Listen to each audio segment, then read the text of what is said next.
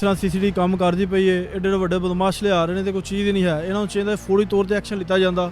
ਹੁਣ ਤੱਕ ਇਹ ਅੰਜਾਮ ਤੇ ਪਹੁੰਚਦੇ ਤਾਂ ਕਿ ਦੂਜੇ ਸਾਰੇ ਅਹਿਲੇ ਮੁਹੱਲਾ ਸਕੂਨ ਜ਼ਿੰਦਗੀ ਗੁਜ਼ਾਰ ਸਕਦੇ। ਅਸੀਂ ਤੇ ਚਾਹੁੰਦੇ ਇਹੋ ਜਿਹੇ ਜ਼ਾਲਮ ਨੂੰ ਚੌਂਕ ਦੇ ਵਿੱਚ ਖੜਾ ਕਰਕੇ ਗੋਲੀਆਂ ਮਾਰਨੀਆਂ ਚਾਹੀਦੀਆਂ ਤਾਂ ਕਿ ਆਉਣ ਵਾਲੇ ਜਿਹੜੇ ਜਿੰਨੇ ਵੀ ਨੇ ਨਾ ਜ਼ੁਲਮ ਕਰਨ ਵਾਲੇ ਬੰਦੇ ਉਹ ਥਰ ਕੰਮਣ। ਬੱਚੇ ਸਕੂਲ ਜਾਂਦੇ ਨੇ, ਭੁੱਖੇ ਜਾਂਦੇ ਨੇ, ਇਹਦੀ ਮਾਂ ਪਿਓ ਉਡੀਕਦਾ ਹੁੰਦਾ ਕਿ ਘਰ ਕਦੋਂ ਆਉਣਗੇ ਬੱਚੇ, ਫਲਾਣੀ ਸ਼ਾਹ ਖਾਣੀ ਹੈ ਧਮਕਾਣੀ ਖਾਣੀ नहीं रहेगा क्यों जाएगी फिर ਅਸੀਂ ਬਣ ਜਾਾਂਗੇ ਫਿਰ ਮੁਲਜ਼ਮ, ਫਿਰ ਸਾਨੂੰ ਮੁਲਜ਼ਮ ਪੁਲਿਸ ਬਣਾਏਗੀ ਨਾ।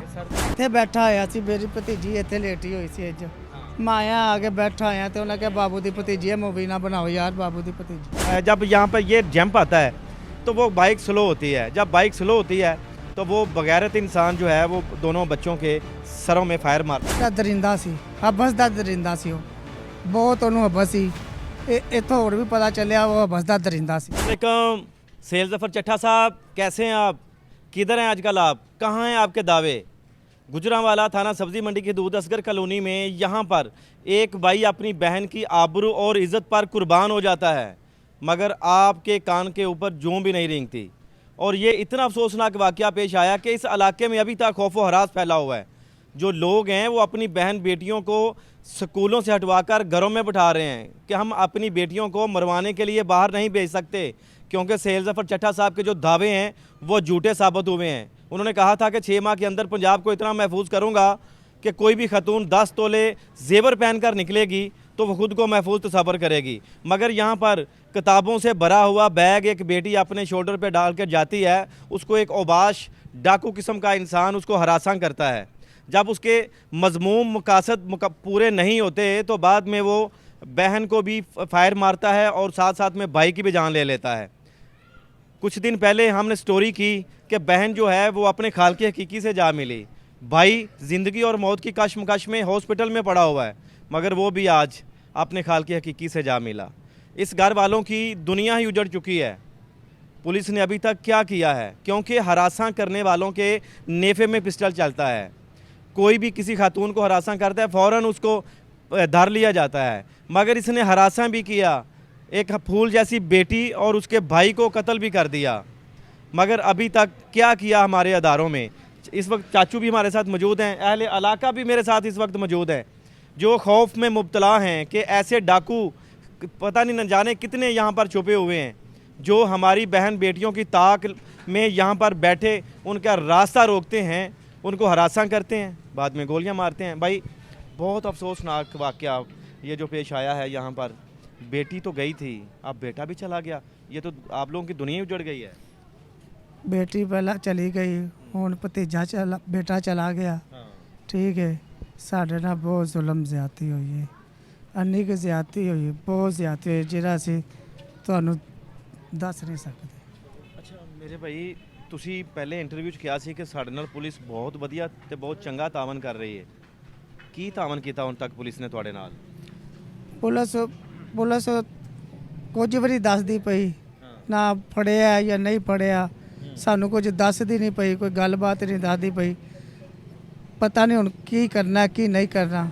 ਹਾਲੇ ਤੱਕ ਸਾਨੂੰ ਪੁਲਿਸ ਕੋਈ ਮਾਲੂਮਾਤ ਨਹੀਂ ਦੇ ਰਹੀ, ਕੋਈ ਨਹੀਂ ਦੱਸਦੀ ਪਈ। ਅੱਛਾ ਅਬਦੁਰ ਰਹਿਮਾਨ ਕਿੰਨੇ ਦਿਨਾਂ ਬਾਅਦ ਹੁਣ ਫੌਤ ਹੋਇਆ ਹੈ? ਅਬਦੁਲ ਮਾਨ ਸੋਮਵਾਰ ਦਾ ਵਕੂਆ ਜੇ, ਕੱਲ ਕੀ ਦਿਨ ਸੀ? ਕੱਲ ਸੀ ਹਫਤਾ, 5 ਦਿਨਾਂ ਬਾਅਦ 5 ਦਿਨਾਂ ਬਾਅਦ ਦੇ ਉਹ ਸਾਂਸ ਉਹਦੇ ਖਤਮ ਹੋ ਗਈ। ਤੁਸੀਂ ਤੇ ਚਾਚੂ ਜੇ, ਉਹਦੀ ਵਾਲਦਾ ਔਰ ਵਾਲਦ ਉਹ ਤੇ ਉਹਨਾਂ ਦੀ ਤੇ ਦੁਨੀਆ ਹੀ ਮੁੱਕ ਗਈ ਹੈ। ਕੀ ਹਾਲਾਤ ਨੇ ਉਹਨਾਂ ਦੇ? ਉਹ ਹਸਪਤਾਲ ਗਏ ਹੋਏ ਸੀ, ਠੀਕ ਹੈ, ਰਾਤ ਸਾਰੀ ਰਾਤ ਹਸਪਤਾਲ 'ਚ ਰਹੇ ਨੇ। ਉਹਨਾਂ ਨੂੰ ਸਵੇਰ ਲੈ ਕੇ ਆਇਆ, ਹੌਸਲਾ ਦਿੱਤਾ ਵੇ। ਉਹ ਬਸ ਕੁਝ ਐਸੇ ਲਫ਼ਾਜ਼ ਨੇ ਮੈਂ ਨਹੀਂ ਬੋਲ ਸਕਦਾ। ਬਹੁਤ ਜ਼ੁਲਮ ਤੇ ਜ਼ਿਆਦਤੀ ਇਹਨਾਂ ਨੇ ਕੀਤੀ ਹੈ ਹਸਨ ਡਾਕੂ ਨੇ। ਜਨਾਜ਼ਾ ਇੰਨਾ ਕੁ ਹੋਇਆ ਸੀ, ਕਬਰਾਂ ਦੇ ਉੱਤੇ ਲੋਕੀ ਖਲੋ ਕੇ ਜਨਾਜ਼ਾ ਪੜ੍ਹਦੇ ਪਏ ਸੀ, ਜਗ੍ਹਾ ਨਹੀਂ ਸੀ ਕੋਈ ਲੱਭੀ ਹੈ। ਸਾਰੀ ਦੁਨੀਆ ਕਹਿ ਰਹੀ ਸੀ ਜ਼ਿਆਦਤੀ ਹੈ ਜ਼ਿਆਦਤੀ ਹੈ ਜ਼ਿਆਦਤੀ। ਭਾਈ ਜਵਾਨ ਮੌਤ, ਇੰਨਾ ਜਵਾਨ ਬੇਟਾ ਜਿਹੜਾ ਆਪਣੇ ਬਾਪ ਔਰ ਮਾਂ ਦਾ ਸਹਾਰਾ ਬਣਿਆ ਸੀ, ਉਹਨੂੰ ਜ਼ਾਲਮ ਨੇ, ਚਲੋ ਤੁਹਾਡੀ ਜਿਹੜੀ ਭਤੀਜੀ ਸੀ ਉਹਨੂੰ ਤਾਂ ਹਰਾਸਾਂ ਕਰਦਾ ਸੀ, ਰਸਤੇ 'ਚ ਆਉਂਦਿਆਂ ਜਾਂਦੇ ਛੇੜਦਾ ਸੀ, ਤੇ ਬਾਈ ਨਾਲ ਜਦੋਂ ਜਿਸ ਦਿਨ ਆਇਆ, ਇਹ ਪਹਿਲੇ ਦਿਨ ਹੀ ਉਦੋਂ ਆਇਆ ਜਿੱਦਣ ਇਹਨੇ ਵਾਕਿਆ ਸਾਰਾ ਕਰਤਾ, ਇਸ ਤੋਂ ਪਹਿਲੇ ਵੀ ਨਾਲ ਆਉਂਦਾ ਸੀ। ਭਤੀਜੀ ਨੇ ਜੋ ਦੱਸਿਆ ਨਾ ਘਰ ਜਾ ਕੇ, ਇੰਜੋ ਹਸਨ ਡਾਕੂ ਜਿਹੜਾ ਨਾ ਮੈਨੂੰ ਤੰਗ ਕਰਦਾ, ਪਰੇਸ਼ਾਨ ਕਰਦਾ, ਮੇਰੇ ਭਤੀਜੇ ਨੇ ਘਰਦਿਆਂ ਨੇ ਸਲਾਹ ਕੀਤੀ ਹੋਈ ਜਾਸੂ ਇਹਦੇ ਨੇ ਇਹਨੂੰ ਛੱਡ ਕੇ ਆਇਆ ਕਰ। ਅੱਛਾ ਠੀਕ ਹੈ। ਫਿਰ ਉਹ ਪਹਿਲੇ ਪ੍ਰੋਗਰਾਮ ਦੇ ਵਿੱਚ ਤੁਹਾਨੂੰ ਦੱਸਿਆ ਸੀ ਸਾਰੀਆਂ ਗੱਲਾਂ, ਇਹਦੇ ਪਿਓ ਨੇ ਵੀ ਦਿੱਤੀਆਂ ਸੀ ਕਸਮਾਂ ਕਰਾਨਾ। ਠੀਕ ਹੈ। ਤੇ ਗੱਲ ਇਹ ਵੇ ਇਹ ਨਾਲ ਜਾਣ ਲੱਗ ਗਿਆ ਤੇ ਫਿਰ ਇਹਦੇ ਸਾਹਮਣੇ ਪਿੱਛਾ ਕਰਨ ਲੱਗ ਗਿਆ। ਠੀਕ ਹੈ। ਇਹਨੇ ਉਹਨੂੰ ਆਖਿਆ ਸੀ, ਬਾਜ਼ ਕੀਤਾ ਸੀ, ਪਰ ਨਹੀਂ ਬਾਜ਼ ਆਂਦਾ ਸੀ। ਉਹਨੇ ਕਿਹਾ ਸੀ ਮੈਂ ਕਤਲ ਕਰ ਦਿਆਂਗਾ। ਕਤਲ ਕਰ ਦਿਆਂਗਾ। ਉਹਨੇ ਕਿਹਾ ਸੀ ਮੈਂ ਕਤਲ ਕੀ ਵਿਗਾੜਿਆ ਸੀ ਮਾਸੂਮ ਦੋ ਜਾਨਾਂ ਨੇ ਉਹਦਾ, ਉਸ ਜ਼ਾਲਮ ਇਨਸਾਨ ਦਾ, ਜਿਹਨੂੰ ਇਨਸਾਨ ਕਹਿੰਦਾ ਤੇ ਹੱਕ ਹੀ ਨਹੀਂ ਨਾ ਬਣਦਾ। ਉਹ ਤੇ ਦਰਿੰਦਾ ਹੈ, ਕੋਈ ਜਾਨਵਰ ਹੈ। ਹਬਸ ਦਾ ਦਰਿੰਦਾ ਸੀ, ਹਬਸ ਦਾ ਦਰਿੰਦਾ ਸੀ ਉਹ। ਬਹੁਤ ਉਹਨੂੰ ਹਬਸ ਸੀ। ਇੱਥੋਂ ਹੋਰ ਵੀ ਪਤਾ ਚੱਲਿਆ ਉਹ ਹਬਸ ਦਾ ਦਰਿੰਦਾ ਸੀ। अच्छा नाज़रीन, ये वो जगह है जहाँ पर इन दोनों बहन भाई यहाँ पर ज़िंदगी और मौत की कश्मकश में थे और यहाँ पर ढेर हुए पड़े थे। ये जाए वकूआ है। यहाँ पर अभी तक मैं उन दोनों बच्चों को शहीद कहूँगा, क्यों? तालीम हासिल करने के लिए बहन जाती है, भाई उसकी हिफाजत के लिए जाता है। दोनों बच्चे शहीद हुए हैं गुजरांवाला की हदूद में। ये बिल्कुल मस्जिद का, बिल्कुल मस्जिद देख सकते हैं आप, मस्जिद के बिल्कुल साथ यहाँ पर ये नीचे अगर कैमरामैन दिखा सके, ये एक जैम्प सा बना हुआ है। उस प्लानर ने, उस डाकू के, उस दरिंदे इंसान ने बड़ी प्लानिंग के साथ इसी गली से, साथ वाली गली, ज़रा कैमरा इधर दिखाइएगा, इस गली से वो निकलता है और जैसा कि आप मेरे पीछे देख रहे हैं, ये वो रास्ता है इस तरफ से अपने घर को जाने के लिए। जो रहमान है अपनी सिस्टर को लेके जाता है। जब यहाँ पर ये जंप आता है तो वो बाइक स्लो होती है। जब बाइक स्लो होती है तो वो बगैरत इंसान जो है वो दोनों बच्चों के सरों में फायर मारता है। अच्छा मेरे भाई ज़रा बताइएगा कि आप अपनी भतीजी को गोद में लेकर बैठे हुए थे यहाँ पर और वो अपनी आखिरी सांसें ले रही थी, तो ज़रा जगह दिखाइए कहाँ पे बैठी हुई थी? ਮੈਂ ਇੱਥੇ ਬੈਠਾ ਹੋਇਆ ਸੀ, ਮੇਰੀ ਭਤੀਜੀ ਇੱਥੇ ਲੇਟੀ ਹੋਈ ਸੀ। ਅੱਜ ਮਾਇਆ ਆ ਕੇ ਬੈਠਾ ਹੋਇਆ ਤੇ ਉਹਨਾਂ ਕਿਹਾ ਬਾਬੂ ਦੀ ਭਤੀਜੀ ਹੈ, ਮੂਵੀ ਨਾ ਬਣਾਓ ਯਾਰ, ਬਾਬੂ ਦੀ ਭਤੀਜੀ ਮੂਵੀ ਨਾ ਬਣਾਓ। ਮੈਂ ਕਹਿੰਦਾ ਜ਼ਮੀਨ ਨਿਕਲ ਗਈ, ਹੋਸ਼ ਹੀ ਨਹੀਂ ਸੀ ਹੈ, ਕੀ ਕਰਾਂ। ਇੱਥੇ ਬਹਿ ਗਿਆ ਸੀ, ਮੈਂ ਪੈਰਾਂ ਭਾਰ ਬਹਿ ਗਿਆ ਸੀ। ਤੁਸੀਂ ਇਕੱਲਾ ਹੀ ਇਸ ਗਮ ਦੀ ਘੜੀ ਦੇ ਵਿੱਚ ਆਪਣੀ ਭਤੀਜੀ ਨੂੰ ਦਾ ਸਿਰ ਆਪਣੀ ਗੋਦ 'ਚ ਰੱਖ ਕੇ ਬੈਠੇ ਸੋ? ਇੱਧਰ ਮੈਂ ਬੈਠਾ ਸੀ, ਉਧਰ ਉਹਦਾ ਬਾਪ ਬੈਠਾ ਹੋਇਆ ਸੀ, ਬੇਟੇ ਨੂੰ ਫੜਿਆ ਹੋਇਆ ਸੀ। ਜਿਹੜਾ ਉਹ ਇੰਜ ਮੂੰਹ ਨੂੰ ਹਿਲਾ ਰਿਹਾ ਸੀ ਨਾ, ਉਹਦਾ ਬਾਪ ਸੀ, ਉਹਦੇ ਬੇਟੇ ਨੂੰ, ਜਿਹੜਾ ਬੇਟੇ ਨੂੰ ਫੜਿਆ ਹੋਇਆ ਸੀ। ਉਹ ਦੋਵਾਂ ਦੀਆਂ ਨਜ਼ਰਾਂ ਤੁਹਾਨੂੰ ਸਵਾਲ ਤੇ ਕਰਦੀਆਂ ਹੋਣਗੀਆਂ ਕਿ ਚਾਚਾ ਸਾਡਾ ਕਸੂਰ ਕੀ ਸੀ, ਸਾਨੂੰ ਕਿਉਂ ਮਾਰ ਦਿੱਤਾ? ਸਵਾਲ ਤਾਂ ਕਦੇ ਬਹਿ ਕੇ, ਸਵਾਲ ਤਾਂ ਮੈਂ ਕਹਿੰਦਾ ਅੰਦਰ ਕਰਦੀਆਂ ਨੇ।